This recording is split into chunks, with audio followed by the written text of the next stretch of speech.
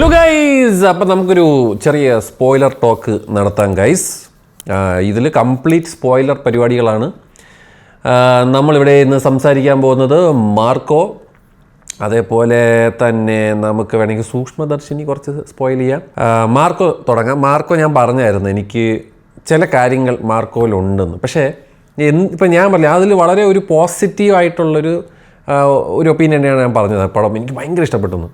എന്തുകൊണ്ടെന്ന് വെച്ചാൽ ഇപ്പോൾ നമ്മളിപ്പോൾ ഈ ഒരു ടെംപ്ലേറ്റിൽ വരുന്ന അതല്ലെങ്കിൽ ഭയങ്കര ബ്രൂട്ടൽ ആൻഡ് വയലൻ്റ് ആയിട്ടുള്ള ഫിലിമുകളിൽ നിങ്ങൾക്ക് കാണാൻ പറ്റുന്ന പോലെ ഒരു ഇമോഷണൽ കണക്ഷൻ തരിക എന്ന് പറയുന്നത് വളരെ പാടാണ്. അങ്ങനെ തന്നിട്ടുള്ള ഒരു പടം ജോൺ വിക്കിൻ്റെ ഫസ്റ്റ് പാർട്ടാണ്. ഫസ്റ്റ് ആ ഭാര്യ മരിച്ചിട്ട് ഭാര്യയുടെ ഒരു റിസംബ്ലൻസ് ആയിട്ട് കൊടുക്കുന്ന ആ പട്ടിയെ കൊല്ലുന്ന അവിടെ വരെ നമുക്കൊരു ഇതുണ്ട്. ഓഹോ എന്ന് പറയുന്നൊരു സാധനമുണ്ട്. അത് മിക്ക സിനിമകളിലും കാണാൻ വളരെ കുറവാണ്, എസ്പെഷ്യലി ഇങ്ങനത്തെ ഒരു പടത്തിൽ.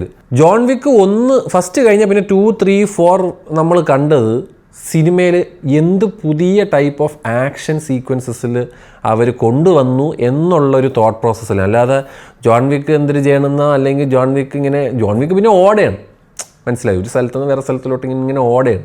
അപ്പോൾ അങ്ങനെയാണ്. അപ്പോൾ ഞാൻ ജോൺ വിക്ക് ഒരു എക്സാമ്പിളായിട്ട് എടുത്തത് അതുകൊണ്ടാണ്. അതായത് ഈ സിനിമയിൽ ഒരുപാട് പ്രശ്നങ്ങളുണ്ട്. ഒന്ന്, ആ ക്ലൈമാക്സ് പോർഷനിൽ വരുന്ന ആ ബ്രൂട്ടാലിറ്റി സാധനം എനിക്കത് ഭയങ്കര ഫോഴ്സ്ഡ് ആയിട്ട് തോന്നി. പക്ഷേ ഇറ്റ് മേക്ക് സെൻസ്. അവിടെയും ഈ വില്ലന്മാരുടെ സൈഡിൽ ഒരുപാട് പ്രശ്നങ്ങൾ വന്നിട്ടുണ്ട്. അപ്പോൾ അവർ എന്തായാലും ഫാമിലിയെ കിട്ടി കഴിഞ്ഞാൽ ഇത് തന്നെയാണ് ചെയ്യാൻ പോണത്, വിത്തൗട്ട് എനി ഡൗട്ട്. അപ്പോൾ ആ ബ്രൂട്ടാലിറ്റി കഴിഞ്ഞ് ഉണ്ണി മുകുന്ദനെ കൊണ്ട് അവിടെ ഇടിച്ച് പൾപ്പാക്കി മുഖത്തും ഒരു കുത്തും കുത്തി ഒക്കെ ചെയ്തിട്ട് ഈ വില്ലന്മാർ ആ കൊച്ചിനെയും കൊണ്ട് പോയി പുള്ളി അവിടെ നിന്ന് എണീച്ച് കുളിച്ചൊരുങ്ങി സ്പ്രേയും അടിച്ച് അവന്മാരെ കൊല്ലാൻ പോണ ആ ഒരു സാധനം എനിക്ക് ഭയങ്കരമായിട്ട് അതെന്തടേ അതെങ്ങനെ ചെയ്യാൻ പറ്റും, പുള്ളിക്ക് എങ്ങനെ എവിടെ നിന്ന് എനർജി കിട്ടി എന്നൊക്കെ ഒരു ചിന്ത വരും. പിന്നെ ആ ഒരു പോർഷൻ എനിക്ക് ഭയങ്കര വീക്കായിട്ട് വരുന്നത്. അവന്മാരെ അത്രയല്ല, ഒരുത്തൻ്റെ മറ്റേ ഹാർട്ട് പറിച്ചെടുക്കണുണ്ട്, അത് ഓക്കെ.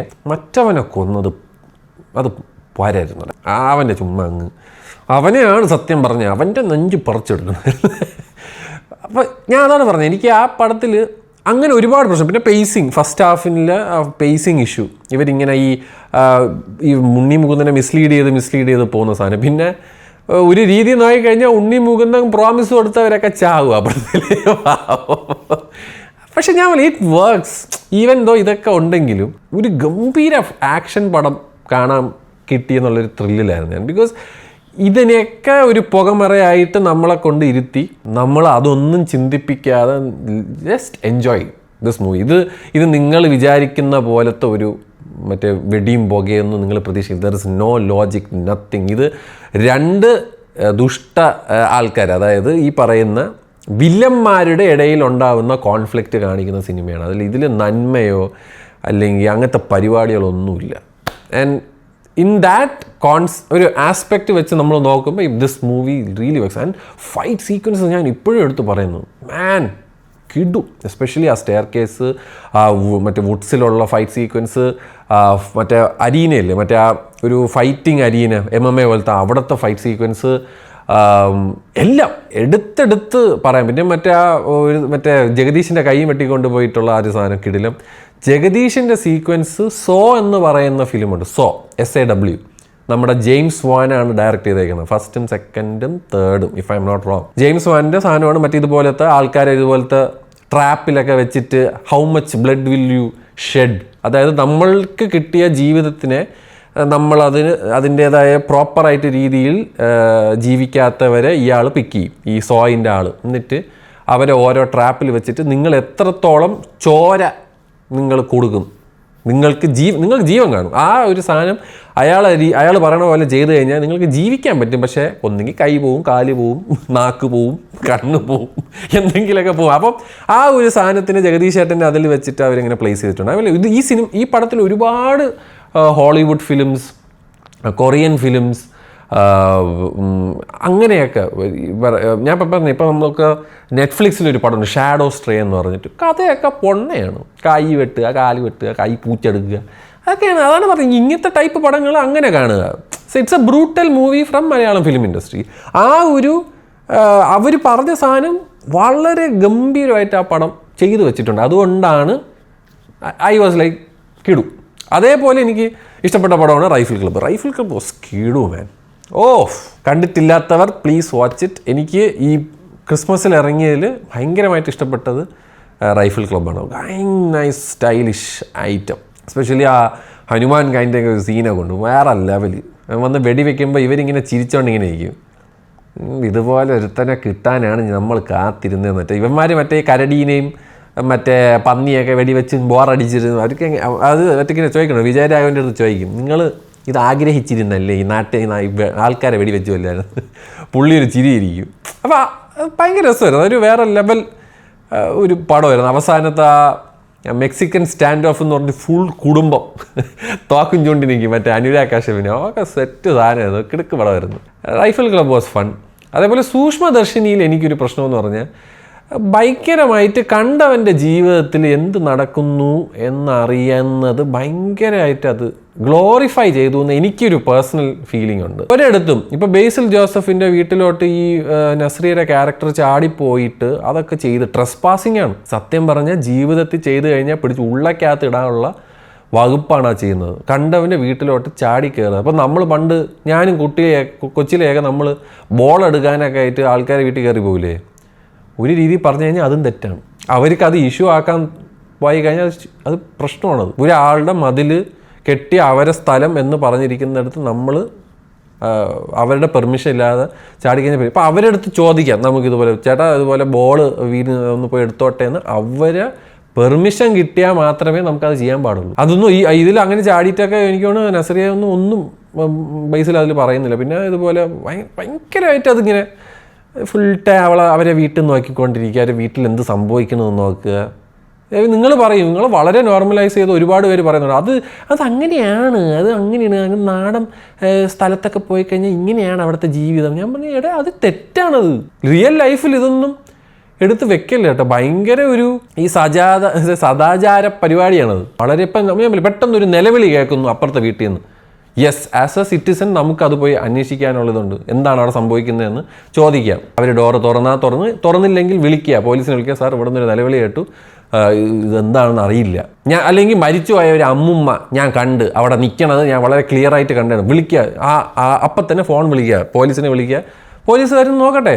അല്ലല്ല, അതൊന്നും ഈ സിനിമയിലില്ല. പുള്ളിക്കാരി മറ്റേ ഷെർലോക്ക് ഹോംസ് ആണ്, ഡിറ്റക്റ്റീവ്. ഞാൻ പറഞ്ഞു, എനിക്ക് ആ പടം ഞാൻ ആ സിനിമയിലും പറഞ്ഞു, ആസ് എ സ്റ്റോറി, ആ ഒരു കഥ എന്നുള്ള, അല്ലെങ്കിൽ നമ്മൾ ഈ പറയൂലേ ഈ കഥയിൽ ചോദ്യമില്ല എന്നുള്ള കോൺസെപ്റ്റിൽ ചിന്തിക്കുമ്പോൾ ഓക്കെ, എനിക്കൊട്ടും അക്സെപ്റ്റ് ചെയ്യാൻ പറ്റില്ല. കണ്ടവന്മാരുടെ ജീവിതത്തിൽ എന്തിനാണ് നടക്കണമെന്ന് നോക്കാനായിട്ട്. അവരവരുടെ ലൈഫ് ജീവിക്കുന്നു. Let them have their life. If at all it is intruding your life, നിങ്ങളുടെ ജീവിതത്തിനെ എന്തെങ്കിലും രീതിയിൽ ബാധിക്കുകയോ നിങ്ങൾക്ക് ഒരു റോങ് അടിച്ചു കഴിഞ്ഞാൽ പ്ലീസ് കോണ്ടാക്ട് ദി അതോറിറ്റീസ്. നമുക്ക് നിയമം കയ്യിലെടുക്കാനുള്ള യാതൊരു രീതിയിലും ഇതുമില്ല. ഇപ്പോൾ ഞാൻ പറഞ്ഞില്ലേ, നമ്മളുടെ കൺമുന്നിൽ നിന്ന് ഒരാളെ കൊല്ലുന്നതായിട്ട് കണ്ടു കഴിഞ്ഞാൽ ഓക്കെ, നിങ്ങൾക്ക് മറ്റേ കരാട്ടയും കുൻഫും ഒക്കെ അറിയാമെങ്കിൽ നിങ്ങൾ പോയി തടയുക. നിങ്ങളുടെ കൺമുന്നിൽ ഒരു പെൺകുട്ടിയെ റോങ് ആയിട്ട് എന്തെങ്കിലും ചെയ്ത് കണ്ടു കഴിഞ്ഞാൽ പ്രതികരിക്കുക. Definitely, without any doubts, that is there.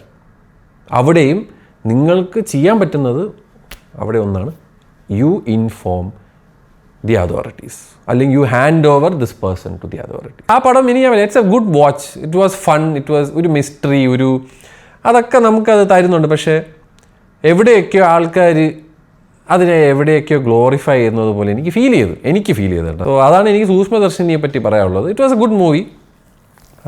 പിന്നെ എനിക്കറിയാം നിങ്ങൾ ഭരോസ് എന്ന് പറഞ്ഞ സിനിമയുടെ എൻ്റെ ഒപ്പീനിയൻ കണ്ടില്ല. അത് ഞാൻ ഒരു പടത്തിൽ പറഞ്ഞാണ്, അത് കുട്ടികളുടെ സിനിമയാണ്, അപ്പോൾ കുട്ടികൾ അത് റിവ്യൂ ചെയ്യട്ടെ എന്ന് ഞാനത് പറഞ്ഞായിരുന്നു. എനിക്ക് പറയാനുള്ളത്, ഞാൻ തുടരും, എമ്പുരാൻ, ഇത് രണ്ടിനും വേണ്ടിയാണ് വെയിറ്റ് ചെയ്യുന്നത് ലാലേട്ടൻ്റെ സിനിമകളിൽ. മറ്റതൊരു ഒരു ഒരു ഒരു ഒരു തുഷിച്ച നൈറ്റ്മെയറായി ഞാനതിനെ പ്രഖ്യാപിച്ചിരിക്കുകയാണ്. എനിക്ക് അതിനെപ്പറ്റി പറയാൻ പോലും താല്പര്യമില്ല. മനസ്സിലായില്ല. I don't want to even talk about that പടം. പറഞ്ഞു കഴിഞ്ഞാൽ വെറുതെ ഞാൻ പോലെ എനിക്ക് ആ മനുഷ്യനെ അത്രയേ ഇഷ്ടമാണ്. ഞാൻ പോലെ നമ്മുടെയൊക്കെ ജീവിതത്തിൽ നമ്മളെ ചിരിപ്പിക്കുകയും കരയിപ്പിക്കുകയും നമ്മളിപ്പോഴും ഞാൻ പോലെ ചില റോൾസും ചില സീനൊക്കെ നമ്മൾ ഇന്നും പഴയ സിനിമകൾ കാണുമ്പോൾ നെട്ടിയിരുന്ന് ഗൂസ് ബംസ് അടിച്ചിരുന്ന് കാണാറുണ്ട് ഇപ്പോഴും. ആ ലെവൽ ഓഫ് മനുഷ്യൻ്റെ അങ്ങനെ എനിക്ക് വയ്യടേ. അതുകൊണ്ട് ഞാൻ ഒന്നും പറയണില്ല. I am just waiting for തുടർ. എനിക്ക് തുടരത്തിൻ്റെ പോസ്റ്റേഴ്സും കാര്യങ്ങളൊക്കെ കണ്ടപ്പോൾ എന്തോ എവിടെയോ ഒരു നല്ലൊരു സിനിമ കാണാൻ പറ്റും എന്ന് പ്രതീക്ഷിക്കുന്നു. എനിക്ക് അതും അതേപോലെ തന്നെ ലൂസിഫറിൻ്റെ സെക്കൻഡ് പാർട്ട് എമ്പുരാൻ. ഇത് നിർത്തുന്ന സമയത്ത് എനിക്ക് ഒരു കാര്യം കൂടെ പറയാനുണ്ട്. ഞാൻ ഒരുപാട് ഇതുപോലത്തെ പ്രൊഡ്യൂസർമാരും ഡയറക്ടർമാരൊക്കെ വന്നിരുന്നിട്ട് ക്രിസ്മസിന് 5 പടം ഇറങ്ങിയ എന്താ 5ഉം കാണട്ടെ, ഇന്ന് നിങ്ങൾ റൈഫിൾ ക്ലബ്ബ് കാണൂ, നാളെ മാർക്കോ കാണൂ, അത് കഴിഞ്ഞ് ബാരോസ് കാണൂ, അത് കഴിഞ്ഞ് ED കാണൂ എന്ന് പറയുന്നത് ഞാൻ കേട്ടായിരുന്നു. ഞാൻ മനസ്സിലാക്കിയത് വെച്ചിട്ട് ഞാൻ ഒരു കാര്യം പറയും. ബിക്കോസ് നമ്മളിങ്ങനെ പുറത്തിറങ്ങി നടക്കുന്ന സമയത്ത് ഒരുപാട് പേര് നമ്മളടുത്ത് വന്നിട്ട് ഞാൻ ബ്രോൻ്റെ വീഡിയോ കാണാറുണ്ട്, അത് കണ്ടിട്ടാണ് നമ്മൾ സിനിമയ്ക്ക് പോകാറുണ്ട് എന്നൊക്കെ പറയാറുണ്ട്. അവർ പറയുന്നൊരു സംഭവമുണ്ട്, ബ്രോ ഏതാ നല്ലത് ഇങ്ങനെ ചോദിക്കും. ഇപ്പം ഇറങ്ങിയല്ലേ ഏതാ നല്ലത്? ബിക്കോസ് ആ ഒരു പടത്തിന് അവർക്ക് ടൈമും കാശും സ്പെൻഡ് ചെയ്യാനുള്ളൂ. അതുകൊണ്ടാണ് അവർ ചോദിക്കുന്നത്. ഒരു ഫാമിലിയുമായി ഒരു സിനിമ എന്ന് പറഞ്ഞാൽ നിങ്ങളൊന്ന് ആലോചിച്ച് നോക്കിയേ, 5 പടം ഇറങ്ങിയാൽ 5 പടവും പോയി കാണാനാണോ പറയുന്നത്? ഒരു ഫാമിലി ഒരു സിനിമയ്ക്ക് പോകുക പറയുന്നത് അത് അവരുടെ ഒരു ഡേ തന്നെ അതങ്ങ് തീരും. ഒരു ഫുൾ ഡേ പരിപാടിയാണത്. ഒരുങ്ങുക, പിള്ളേരൊക്കെ ആയിട്ട് വണ്ടിയിൽ പോവുക, യാത്ര ചെയ്ത് അവിടെ എത്തി പാർക്ക് ചെയ്ത് കയറി സിനിമ കണ്ട്, ചില സമയത്ത് ചിലവർ പോപ്കോണും ലോക്കൽ തിയേറ്ററൊക്കെയാണെങ്കിൽ മുട്ടപ്പപ്സും കാപ്പിയോ മറ്റേ ഡ്രിങ്ക്സോ ഒക്കെ മേടിച്ച് കയറും. ഇൻ്റർവെല്ലിൽ അത് തീരുന്ന സമയത്ത് അത് പിന്നെയും പോയി മേടിക്കും. അത് കഴിഞ്ഞ് ചിലപ്പോൾ ഉച്ചയ്ക്കാണെങ്കിലും രാത്രിയാണെങ്കിലും അത് കഴിഞ്ഞ ഉടനെ ഒരു ഫുഡ് കഴിക്കാനായിട്ട് പോകും. അതൊരു ട്രിപ്പാണത്. 4 പടം ഇറങ്ങിയാൽ 4 ട്രിപ്പോ? കാര്യമായിട്ട് ഞാൻ ചോദിക്കണതാണ്. എന്നിട്ട് ആര് കാശ് കൊടുക്കും? നിങ്ങൾ കൊടുക്കുമോ? പ്രൊഡ്യൂസർമാർ കൊടുക്കുമോ? ഈ കൊറോണയ്ക്ക് ശേഷം ആൾക്കാരൊക്കെ ഉണ്ടല്ലോ വളരെ സ്ട്രിഞ്ചൻ്റാണ് ഇപ്പം. ബഡ്ജറ്റ് ചെയ്ത് തന്നെയാണ് ജീവിക്കുന്നത്. ബിക്കോസ് അവർക്ക് മനസ്സിലായി കുറച്ച് 10 രൂപയെങ്കിൽ 10 രൂപ സേവ് ചെയ്ത് കഴിഞ്ഞാൽ ഇതുപോലെയൊക്കെ വല്ല അവസ്ഥ വന്നു കഴിഞ്ഞാൽ നമ്മൾ പെടാതെ ഇരിക്കാം എന്നാണ് ആൾക്കാർ ചിന്തിക്കുന്നത്. 4ഉം 5ഉം പടമൊന്നും കാണാനുള്ള ഒരു ത്രാണി ആയിരിക്കില്ല. ഇവരെല്ലാവരും ഇപ്പം എല്ലാ എണ്ണവും ഈ നെറ്റ്ഫ്ലിക്സും ആമസോണും ഹോട്ട്സ്റ്റാറും ഇതിൻ്റെയൊക്കെ സബ്സ്ക്രിപ്ഷൻ എടുത്ത് വെച്ചിട്ടുണ്ട്. അതറിയൂ? അതെന്തിനാ അവർ വെറുതെ മറ്റേ കീശയിൽ ഇങ്ങനെ കഷത്തി വെച്ചോണ്ട് നടക്കാനാണ് ഇതൊക്കെ എടുത്ത് വെച്ചേക്കണ? OTT ആയിട്ട് കാണാൻ ഉള്ള പടങ്ങൾ അവരങ്ങനെ കാണത്തുള്ളൂ. Film makers and producers please try to understand that. നിങ്ങളുടെ കാഴ്ചപ്പാടിൽ ഇത് തിയേറ്ററിൽ കളിച്ചാൽ മാത്രമേ OTT എടുക്കുകയുള്ളൂ എന്നുള്ളൊരു ടെൻഷനുണ്ട്. That I can understand. പക്ഷേ ആൾക്കാർ ഈ പറയുന്ന OTT പ്ലാറ്റ്ഫോംസും കാര്യങ്ങളൊക്കെ എടുത്ത് വെച്ചിരിക്കുന്നത് ഇങ്ങനത്തെ ഒരു രീതി കാണാൻ. പിന്നെ അവരെന്തിനാണ് അത് മാസം തോറും 200-300 രൂപ കൊടുക്കുന്നത്? വട്ട. അതുകൊണ്ട് ഞാൻ പറയണമെന്ന് പറഞ്ഞാൽ നിങ്ങൾ ഈ വന്നിരുന്നിട്ട് ഈ കോമഡി അടിക്കരുത്. ഇന്ന് ഇത് കണ്ടതിന് ശേഷം നിങ്ങൾ മറ്റത് കാണൂ, അത് കഴിഞ്ഞിട്ട് വേറെ കാണൂ. അതല്ല, നിങ്ങൾ ജസ്റ്റ് ഒന്ന് ഞാൻ റിസർച്ച് ചെയ്യടേ.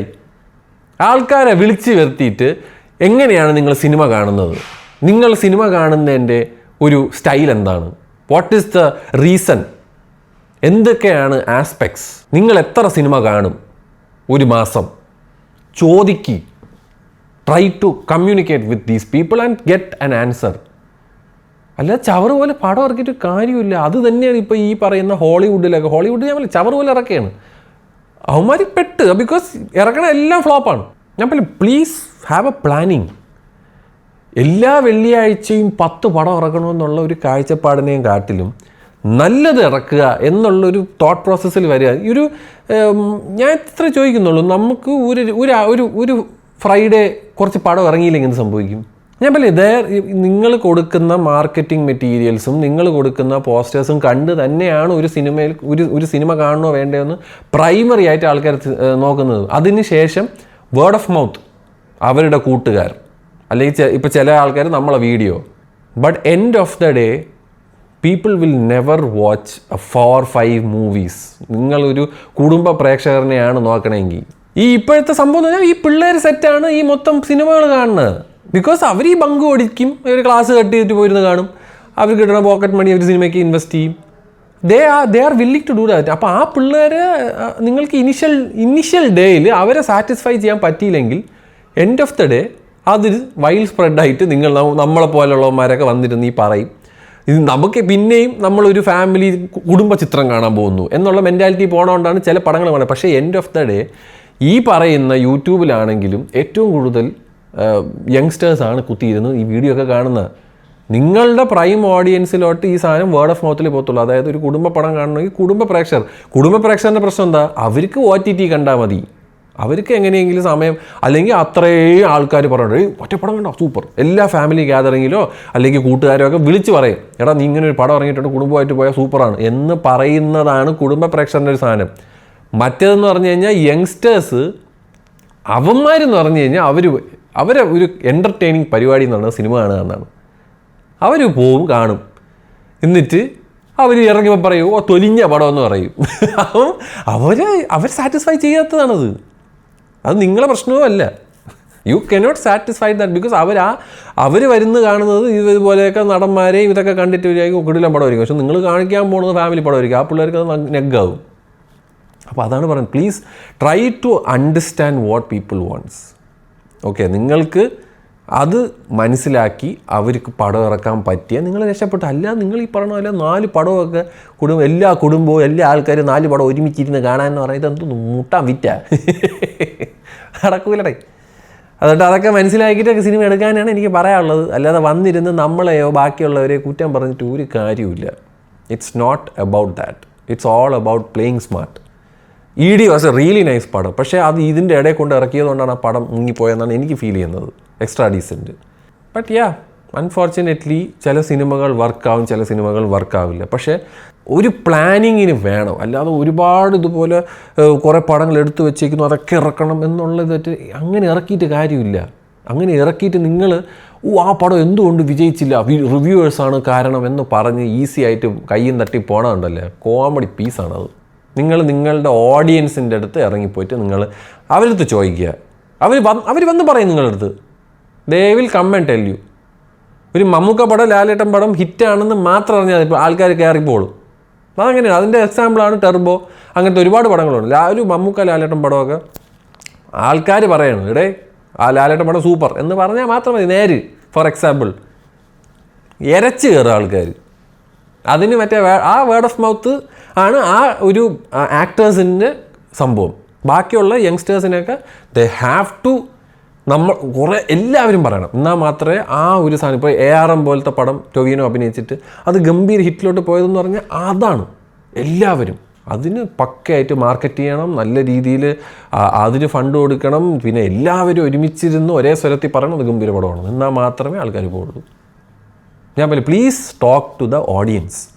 അവർ കുറച്ച് പേരെ വിളിച്ചിട്ട് ഒരു സ്റ്റഡി നടത്തുക. എന്താണ് ഇവർ ചെയ്യുന്നത്, നമ്മൾ എന്ത് തെറ്റാണ് ചെയ്യുന്നത്, നമ്മൾ എങ്ങനെ ഇത് ഇമ്പ്രൂവ് ചെയ്യണമെന്ന് നിങ്ങൾ ചിന്തിച്ചിട്ട് ഒരു കൺക്ലൂഷനിലോട്ട് വേണം. അല്ലാതെ വെറുതെ വന്നിരുന്നിട്ട് ഇവരാണ് പ്രശ്നം, അവരാണ് പ്രശ്നം, മറ്റവരാണ് പ്രശ്നം, ഇവരത്തെ അവിടുത്താണ് പ്രശ്നം, അത് പറയരുത്. പ്ലീസ് പറയരുത്. That's all. ബൈ.